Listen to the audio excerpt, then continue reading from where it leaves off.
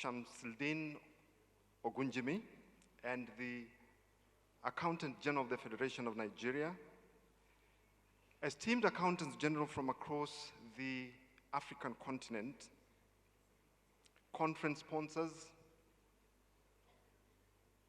His Majesty, the Overlord King of the Greater Accra Region, we are honored to be before you. Ladies and gentlemen, good morning. It is my singular honor to welcome you on behalf of the African Association of Accountants General to the third conference, which will shortly be shifting its gears into being referred as the premier Pan-African PFM conference. Let me start by, I know it's the first time we are having this meeting in Ghana soon after the recent election. So let me start off by congratulating His Excellency on his resounding victory in the elections that were recently held and the trust that the people of Ghana have demonstrated in your leadership. We trust that we sincerely trust that through the definitive mandate that you're given, they have placed their trust into your hands to bring about a transformation for the betterment of the people of Ghana and for the collective good of the people of this beautiful country.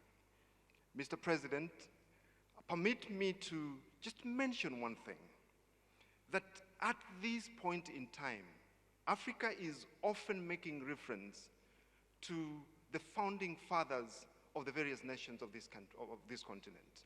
I think a time has come for Africa to start then making reference to the existing leadership of the continent of Africa. And we only get to do that if we see leadership doing stuff that brings about change to the well-being of the people of Africa. Africa is rich. Africa is rich. Africa is destined for greatness. It therefore just means that we put our heads together and think right, we will achieve it. The African tradition, Mr. President, distinguished guests, ladies and gentlemen, the Association of African Accountants General came into being 2.5 years ago when a decision was made to have a Pan-African view on issues PFM. And we sincerely thank you, Mr. President, because we are well aware that you are destined for the AU Summit, but on account of hearing the substance to be discussed at this conference, you decided to skip the AU Summit to be with us. Ladies and gentlemen, let's acknowledge the President for that. A few months ago, I watched the UNGA General Assembly, the 80th UNGA, and 3 African leaders caught my attention, one of whom is seated right here with us, His Excellency Mahama. They spoke strongly,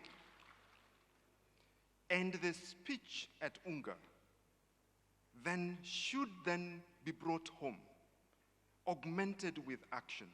Then we will see Africa of tomorrow being realized today. We must, as Africa, recognize that we are at the center of global governance, and we can only be recognized as such if our actions, our deeds, our programs that we put in place indeed resonate with the priorities that would translate this continent into the great continent that it ought to be. We implore you, as we get into our conference today, which is themed around Africa of tomorrow, what action do we take to ensure that Africa is not just acknowledged as a bystander, as a source of resources that advance other economies, but as the principal architect of global solutions? We have demonstrated that we can do it, but with just the right thinking. That is one specific focus of this conference. Mr. President, ladies and gentlemen, we must think of beyond the resources. We must think of tapping into our natural wealth and thinking into the future. What interventions do we put in place? That is an aspect that this conference will talk about in the course of the next 3 days. Mr. President, we must look at harnessing Africa's demographic divide. Africa is youthful. The most, and a continent with the highest growth rate in terms of population. How do we harness this? It is no longer the case of reporting the demographics of Africa as a youthful continent if we cannot tap into the youthfulness of that population to bring about value. That is an aspect that we would look at discussing at this conference.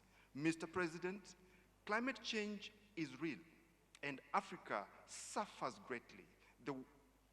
The floods, the famine, it's on account of climate change. How do we think through policies that secures the future, the interest of the future generations, even as we explore the current resources for our advancement today? That would be a focus of this conference. Mr. President, permit me to mention that we must leverage historical lessons to drive imperative development. More often it is said we cite colonization as the main reason for which Africa is where it is. I pause and say that that is an old narrative that we must then stop up. I want to ask, Brazil was colonized by Portugal. Compare the GDP of Brazil versus that of Portugal. And ask yourself, what went wrong? The per capita income, compare Singapore to that of the UK in terms of per capita income. Where is Singapore against the UK on per capita basis? So, Mr. President, I think a time has come for Africans then to stop thinking of blaming the colonialists. They have been gone far too long. We need now to take charge of our course, of our future. And that is why it is essential that the accountants generals are having this conversation here. They seek to partner with drivers of governance across Africa to inform sound governance that will translate value to this beautiful continent. Let us translate the beauty by putting in place development agendas where the people of future generations have a stake in Africa of today. Those would be the reason why then we are congregating here in the beautiful city of Accra to have a conversation as the Association of Accountants General.